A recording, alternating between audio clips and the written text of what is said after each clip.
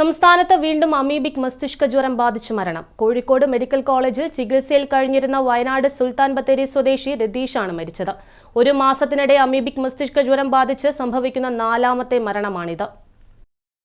വയനാട് സുൽത്താൻ ബത്തേരി സ്വദേശി രതീഷാണ് അമീബിക് മസ്തിഷ്ക ജ്വരം ബാധിച്ച് മരിച്ചത്. കഴിഞ്ഞ കുറേ നാളുകളായി രതീഷ് കോഴിക്കോട് മെഡിക്കൽ കോളേജിൽ ചികിത്സയിലായിരുന്നു.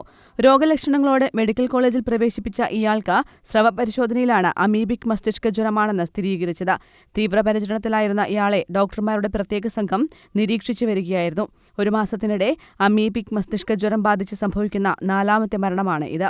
താമരശ്ശേരി കോരങ്ങാട് സ്വദേശിയായ 9 വയസ്സുകാരി, ഓഗസ്റ്റ് 31 മരിച്ച ഓമശ്ശേരി സ്വദേശിയായ 3 മാസം പ്രായമുള്ള കുഞ്ഞ്, മലപ്പുറം സ്വദേശിയായ യുവതി എന്നിവർക്ക് പിന്നാലെയാണ് ഗുരുതരാവസ്ഥയിൽ ചികിത്സയിൽ കഴിഞ്ഞ യുവാവിന്റെ മരണം. കോഴിക്കോട് മെഡിക്കൽ കോളേജിൽ രോഗം ബാധിച്ച 11 പേരാണ് ചികിത്സയിലുള്ളത്. ചികിത്സയിലുള്ള 2 പേരുടെ നില അതീവ ഗുരുതരമാണ് എന്ന റിപ്പോർട്ടുകൾ വന്നിരുന്നു. മലപ്പുറം സ്വദേശിയായ 10 വയസ്സുകാരന് വ്യാഴാഴ്ച അമീബിക് മസ്തിഷ്ക ജ്വരം സ്ഥിരീകരിച്ചിരുന്നു. കുട്ടി കോഴിക്കോട് മെഡിക്കൽ കോളേജിൽ ചികിത്സയിലാണ്. അമീബിക് മസ്തിഷ്ക ജ്വരം കൂടുതലായി റിപ്പോർട്ട് ചെയ്യുന്ന സാഹചര്യത്തിൽ തദ്ദേശ സ്ഥാപനങ്ങൾ കേന്ദ്രീകരിച്ച് പ്രതിരോധ പ്രവർത്തനങ്ങൾ ഊർജിതമാക്കാനാണ് ആരോഗ്യവകുപ്പിന്റെ നിർദ്ദേശം. News desk, Kannur vision.